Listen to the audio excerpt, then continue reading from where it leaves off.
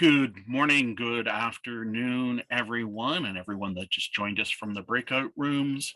We will be starting our Rotary meeting for today. A quick reminder, the meeting is being recorded except for the Sergeant at Arms portion. All connections have been muted, but you have the ability to unmute yourself if you have a question or at any time during the meeting. And I will now pass over control to Malcolm Cox to introduce our guest speaker for today. Thank you, Don. I'm pleased to tell you that our speaker today, Bob Barney, is the Professor Emeritus at the School of Kinesiology at UW. There's a word I got to get my tongue around. Bob was born in Winthrop, Massachusetts, and has lived and worked in Canada for over 50 years. Educated at the University of New Mexico, where he got his PhD. And he has been awarded many recognitions, including the top one, which is the Pierre de Coubertin Award from the International Society of Olympic Historians for lifetime contributions to historical scholarships on the modern Olympic movement in 2010. In 2014, he was conferred with the Doctor of Laws at Western, and he continues to supervise students, teaching graduate courses, and works on personal research and publications. Bob today will be talking about an Olympic calling, Donnie, the people's grassroots movement, and Western's part in the origin and evolution of Olympic education in China. Bob. Thanks so much for that introduction, lofty as it is. It's great to be here with you folks, many of whom I probably have crossed paths with in my 50 plus years here at Western. I wanted to bring to you today a story. It's a personal story, but it's a success story. And we don't have too many success stories across the world when we talk about China these days, with its human rights position and its totalitarian type of government. And so people take pot shots at that. And some people reason why they were ever given the chance to host the games at all. But there is a success story in this. And it involves Donnie, yes, and involves Olympic education in that country, yes, but it also involves Western, because the inspiration for this journey of Donnie started right here at Western. Here's a picture of he and I standing at his institution in China, Capital University in Beijing, in the beautiful Olympic Museum that associates with the Olympic Center that he established after our model was presented to him in the early 1990s. So I want to bring you his story, and by way of introduction, Olympic education. What is that? It's a pursuit by the Olympic movement of what is its fundamental initiatives were established by Pierre de Coubertin when he established the movement in 1894 and the first games in 1896. His thought from the origin of this idea was not focused on athletic competition at all, but focused on the movement as an instrument to consolidate itself with the peace movement of the late 1890s and the early 1900s. So I want to read to you what the Fundamental Chord. This is the only time I'll read anything in this presentation, and it's only a couple of sentences. It has to do with the fundamental philosophy of the Olympic movement surrounding the original intent of the movement. The games themselves and the athletic competition were just the bits of bait put out there to draw our athletes to come together and to learn firsthand about each other in a world that was pretty fractured and getting ready to go at each other with shots and cannons and everything else. So here's their philosophy stated in that chapter, in the Olympic Charter. Olympism, that's what they call it, is a philosophy of life, exalting and combining in a balanced whole the qualities of body, will, and mind, blending sport with culture and education. Olympism seeks to create a way of life based on the joy of effort, the educational value of good example, social responsibility, and respect for universal fundamental ethical principles. That's it in a core. And this Olympic movement, as we know it, what other sporting organization in the world has that as its philosophical posture, which they adhere to, spend billions of dollars on over the decades to enhance this. And in fact, when an organizing committee gets the Olympic Games awarded to it, it has to sign a contract with the IOC to carry out specific endeavors or requirements. And one of those is to enhance or further this Olympic education program. In other words, the principles involved in the statement that I just read. Different organization committees do it in different ways. None of them have been particularly lasting. China's a rare exception because, in effect, it celebrated the 2008 Summer Games, and on the heels of that, afterwards, was awarded the Winter Games. So it had the opportunity over a longer period of time to put in place this Olympic education program, which I'm going to talk about. I talked about Western. It was founded here at Western through Donnie Page. So I want to talk about him for a moment and the center. Some of you out there who know the campus well know this little office in the center right underneath the Tower of Somerville, in which the International Center for Olympic Studies, ICOS here at Western, the first of its kind in the world, and the one in which the IOC itself modeled their own Olympic Studies Center after. And there it was established in 1989. That was my office up there in the center of the screen. In 1991, I got a letter from a young man in China. It was passed to me by a graduate studies chair about a person who wanted to come to school here. But in effect, he just wanted to go to school in the West. He was a young Chinese Beijing citizen. He flooded the university graduate offices across North America, both in Canada and the United States, with searching for an opportunity of who would take it. That's a good bit of strategy, actually. And his file was passed to me, and I looked at it, and I said, well, okay, I just finished a couple of master's students, and he wanted to pursue a master's. So I said, okay, I'll enter into some correspondence with him. I did. And I liked the return in terms of his language. And I liked the spirit and the tone of his letters. So I agreed to accept him. In 1992, he arrived here. This is the Center for Olympic Studies. The top left is the first big venue that we had, and it's in the basement of Alumni Hall. And actually, you can see him sitting at a table in the lower right-hand corner with two other students over there. The one in the striped shirt is a Harvard graduate student who came here to do research. The lower right-hand corner is where the center is today. It's right on top of the Fowler Kennedy Clinic. It's a laboratory space converted into the new ICOS. So it's right on the, I would say, the east end of Thames Hall, actually, as we know it today. Donnie Pay. Here's a guy that he's in the middle on the left. He's a little teeny baby there with his mother and his two older siblings, a sister and a brother. He's born 1960, and that's just prior to the Cultural Revolution under Chairman Mao in China. Started in 1966 and went through 1976. On the right, here he is on the upper left. That's his sister in the middle and his older brother on the right, and his two younger brothers who were twins.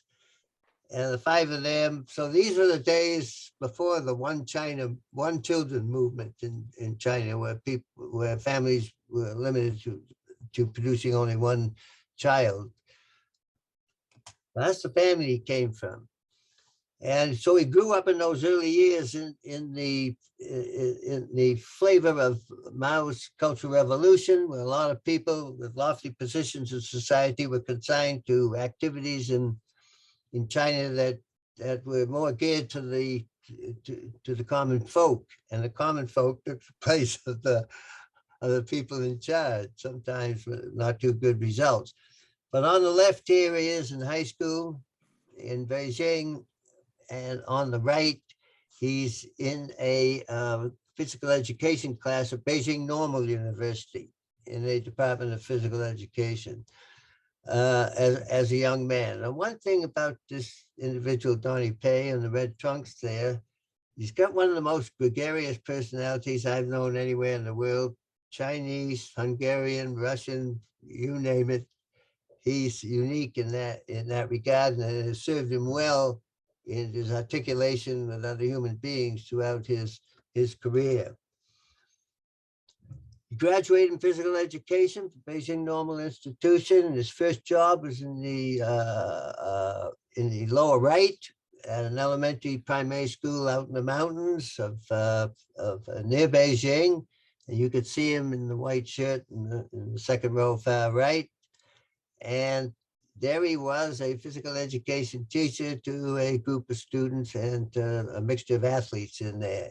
In the upper left is he spent 5 years at the school. Then he went on to the Beijing Agricultural College, which is in the upper left.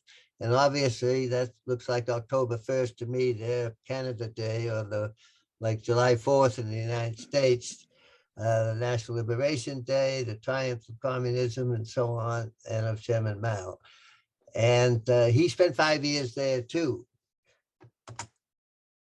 After that, he, in effect, realized that he had to get more education.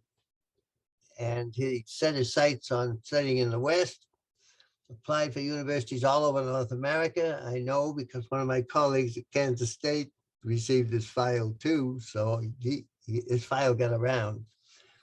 We took him at Western. He came to Western at a time when that center that's here now was fairly in its infancy, arrived here 5 years after it had been established.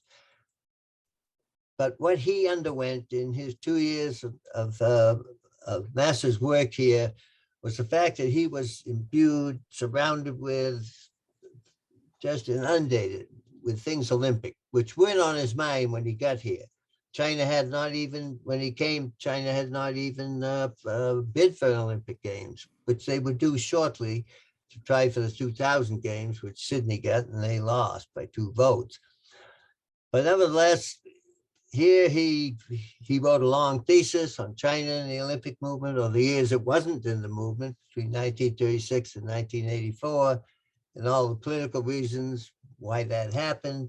And he left here with 2 things, a commitment to the modern Olympic movement, and with my words ringing in his ears, because he dabbled with the thought that he would stay here. I said to him, no, go home and be a leader in the beginning of the serious aspects of Canada's membership in the modern Olympic movement and their participation in the Games. And he did just that. He graduated in 1994. That is his wife with him, who came here after 1 year. I have a little bit more to say about her later on. After he left here, he went home and he got a job at the new Capital Institute of Physical Education, which in effect was an outgrowth of the Department of Physical Education at the university where he had taken his degree, the Beijing Normal University. And he began to reach out away from even China. Here he is in Lausanne. Well, actually, he's in China here, but he's showing a slide of when he was in Lausanne in 1999. That's President Juan Antonio Samaranch in the background, who guided that Olympic movement for 20 years. He also visited the International Olympic Academy in Greece, and all the time gaining more and more knowledge and more commitment, and particularly commitment to the growth of the Olympic movement in China. Now, one must remember that the Most Chinese in the 1990s knew little about the Olympic Games. Yeah, they knew it was a big festival. Yeah, they knew there were gold, silver, and bronze medals awarded, but little about what the movement really stood for, and certainly not that it stood upon the basis of the Olympic Charter statement that I read earlier. Here he is also with another contact of his, China's first modern member to the IOC, the venerated He Zhenglang, there in the middle. A wonderful man, a wonderful representative of China. So his commitments and his contacts were beginning to grow as the 2000s opened. What's the view on this Olympic education bit?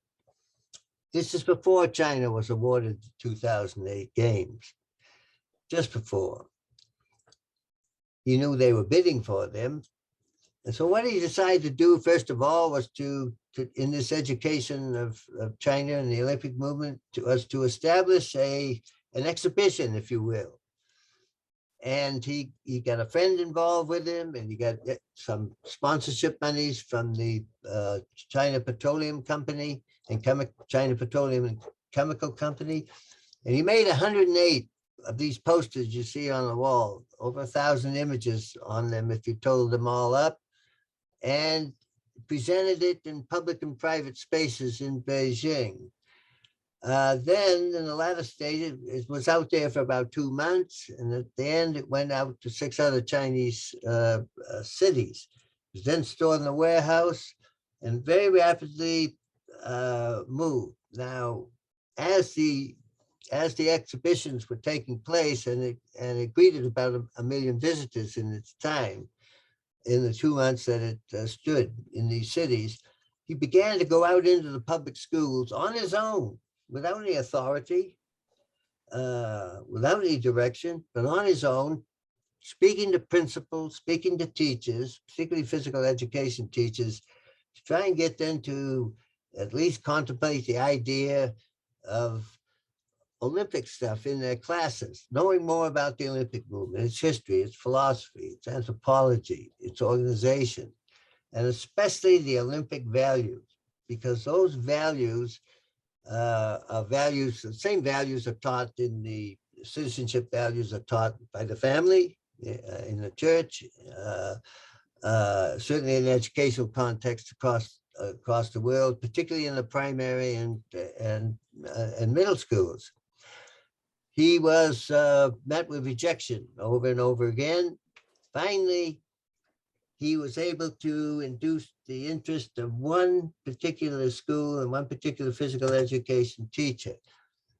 And this was at Yangfandian Elementary School in central Beijing. And what he did was he took the exhibition out of mothballs, if you will, arranged it in a gallery perspective in that school, and taught the physical educator, whose name was Zhangling, well, if I put his last name was Zhou, so I'll refer to him as Teacher Zhou, Z-H-O-U. So Teacher Zhou grasped the idea. He didn't like the way he was teaching phys ed. It was by the numbers in the old antiquarian context that the Russians used, and even Canada used back in the early 19th century when mass drills and maybe your grandparents were in that role where they brandished wands and tossed medicine balls to each other and did calisthenic exercises in mass, sometimes confusion, but in mass circumstance. What they decided to do beyond this exhibition, once they established a relationship, was to put on an Olympic day. And so they started to inculcate into the physical education activities Olympic events in a way that wouldn't hurt them, like going over hurdles that if they tripped over one, they wouldn't hurt themselves. They had winners of events, and they tried to emulate Olympic traditions. And in the upper left-hand side here is the young Teacher Zhou at that time, which was in May 2002. Here is where they tried to represent the torch relay and the end of this, the celebration. Now, his activities there at Yangfandian School came under the notice, if you will, of a representative who saw it on a website, who saw some of the activities on an educational website in Beijing, a representative of the Ministry of Education for all of Beijing, the highest authority in the city. They sent a representative out to the campus to look at it. He went there unannounced, unbeknownst to Yang Fandian, went back with glowing reports about it. They got in touch with Donnie and began to make plans to expand this to other schools. They put a lot of money into producing educational literature. They printed 5 different textbooks. It reached about 400 million Chinese school children in the end. And they established model schools that patented their activities after Yang Fandian, which was the primary school, the pioneer primary school. So the whole movement expanded into the public schools, and it meshed pretty well with the Fishu approach to education. Now, that approach to education started to remove Chinese education from the old classical concepts towards a more modern context of being in a greater world. And this would certainly, Olympic education would enhance that mission.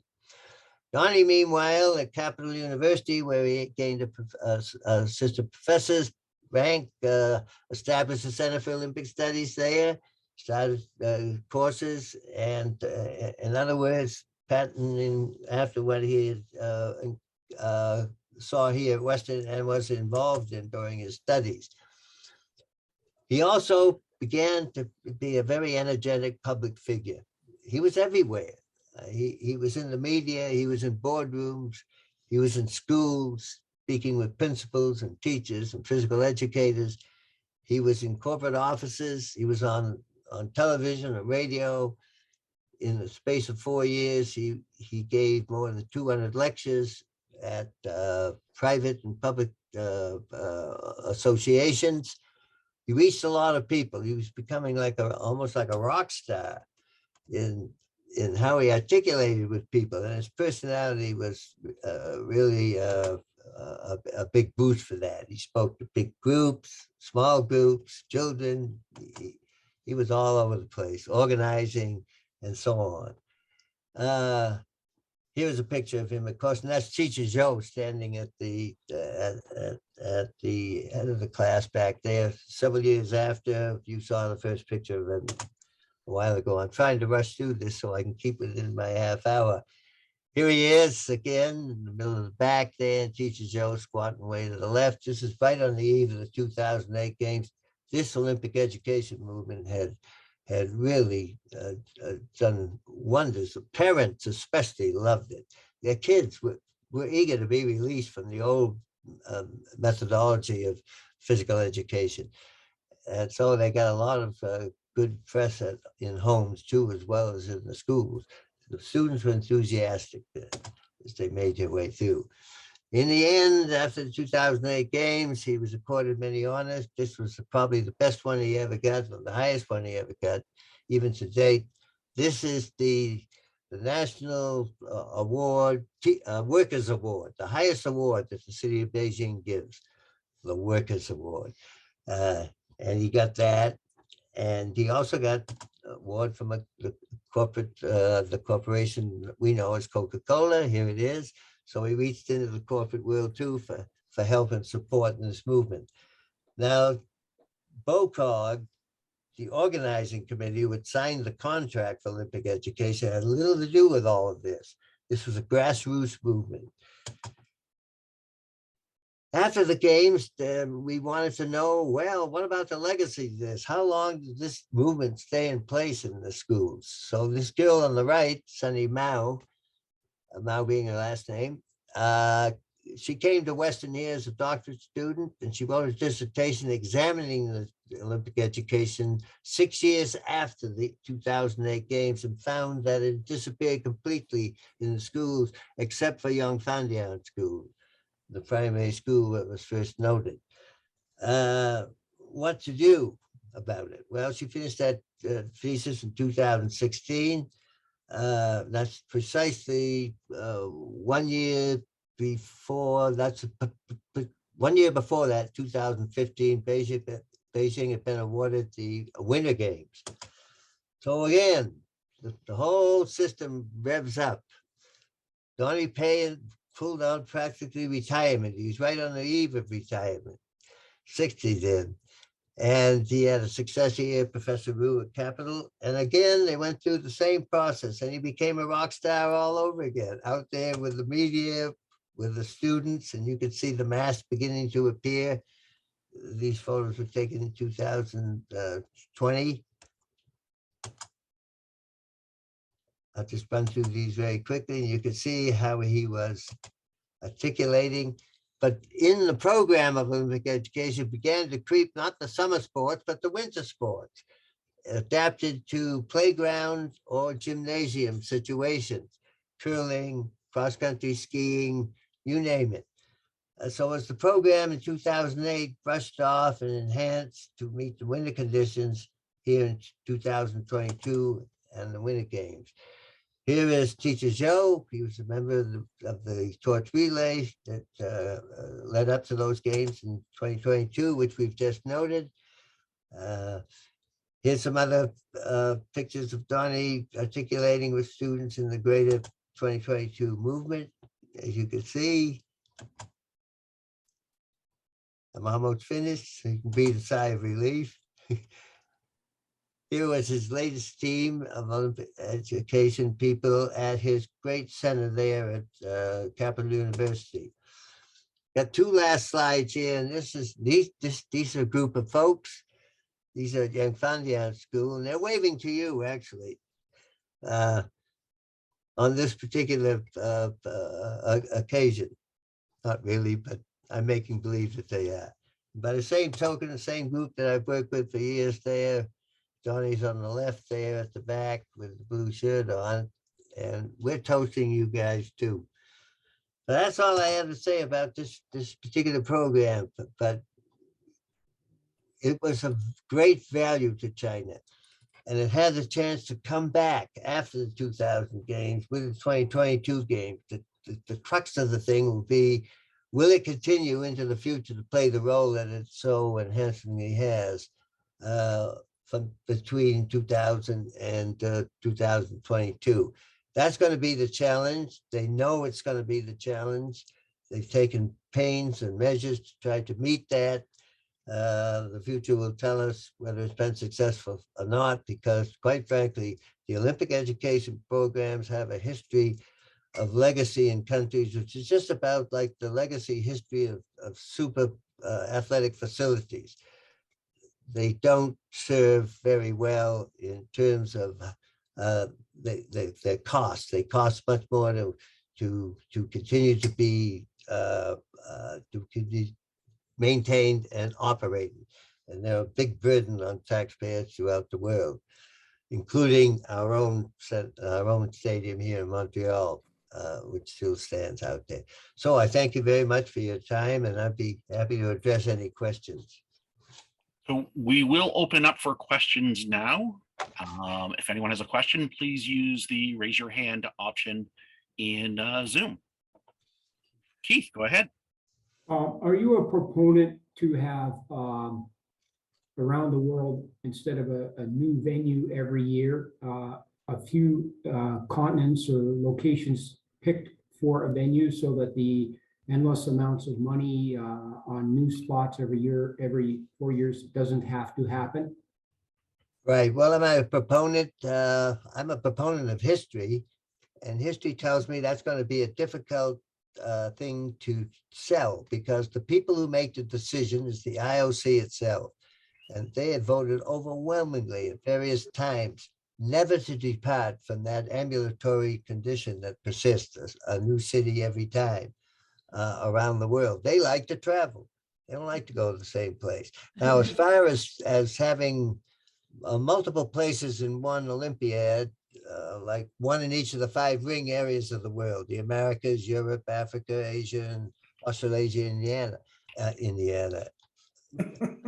What's the word I want? Oceania.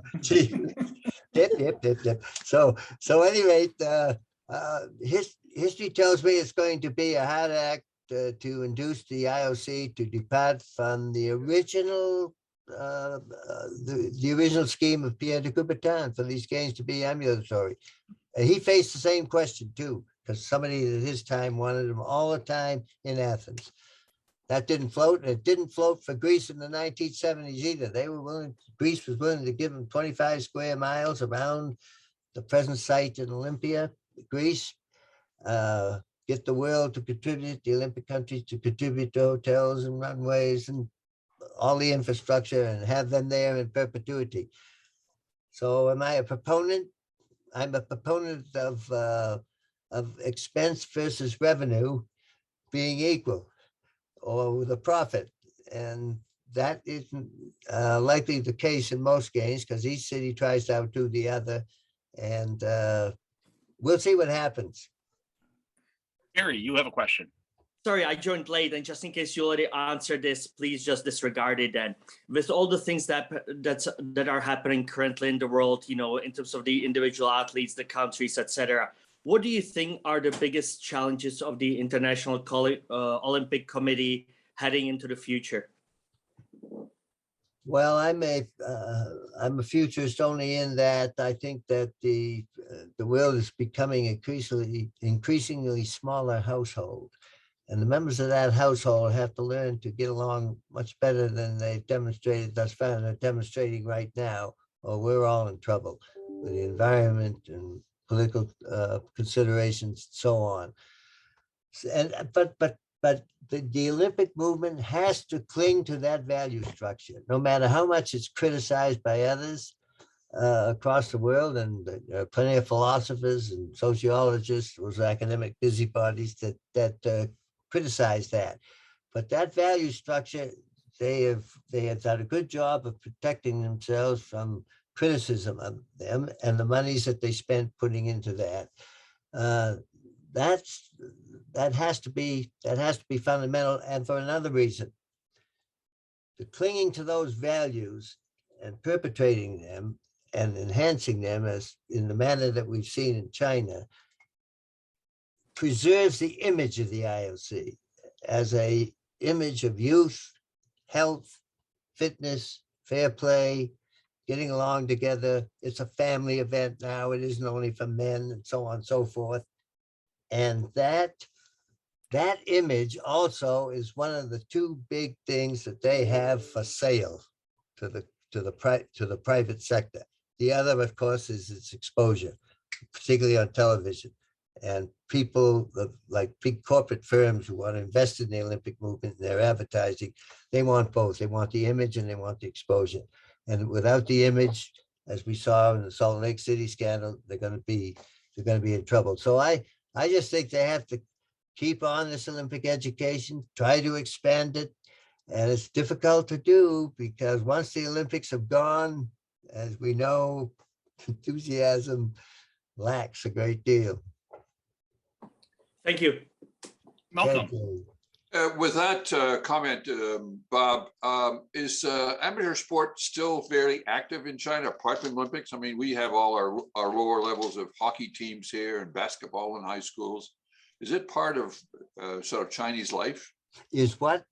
Is it part of Chinese life, the sport as we have it here for schools, high schools, universities? Oh, high schools and university sports. Yeah.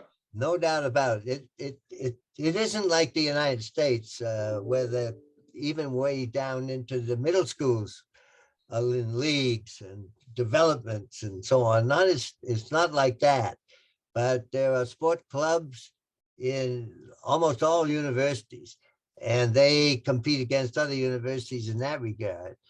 They got a lot of people there. They got a lot of universities there. They got a lot of schools. And they've got a lot of manpower, and they love sport. Chinese people love sport, and they're good at it. And they've been good at it for a long time, but it hasn't been recognized as much as it is now. And they're dedicated towards getting better. Yeah. I don't think, quite frankly, I don't think any country in the world will ever approach the United States with the zeal that there is for that inter-competition between high schools and between Uh, universities. And maybe that's a good thing. yeah. Thanks, Bob. Yeah. Are there any other questions? So I had a quick question for you, Bob, and about Olympic education. So I'm thinking back to, I was in elementary or high school during a couple of the Olympics in Canada. I won't date myself as to which ones, but I know which one. you can probably guess pretty quickly. Were there any, I don't remember any sort of Olympic education programs. Has there been any sort of Olympic education programs in Canada? Yeah, the Similar to first what- one I know of was in Calgary. And Okay. maybe that's what I'm thinking about for you, about your time, 1988. And they Okay. put out, they attempted to do what China did in spades, but with far less success. They attempted to put out packages into the public schools across Canada associated with the Winter Games of 1988, which attempted to do about the same things that the Chinese did, and every other country who hosted the Olympic Games has tried to do, not with much great success. It was met in Canada in the West a little bit better than it was in the East, or remotely in the Maritimes, because that's where the Winter Games were held. But the curtain came down when the games left. The curtain came down on that fast, and faster than it certainly did in China. If we hadn't done that dissertation, she went to every one of the 20 original model schools in Beijing to look at what was being done 6 years after the games, and found a desert out there.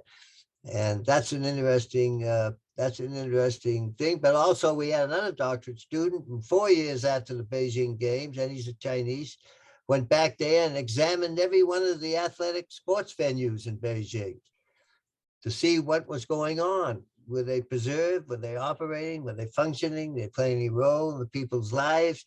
And by and large, they were failures. The one exceptions were those facilities built for the 2008 games, which were built on university campuses. They in Beijing. They remained in operation, not only for students, but the surrounding populations. Wonderful.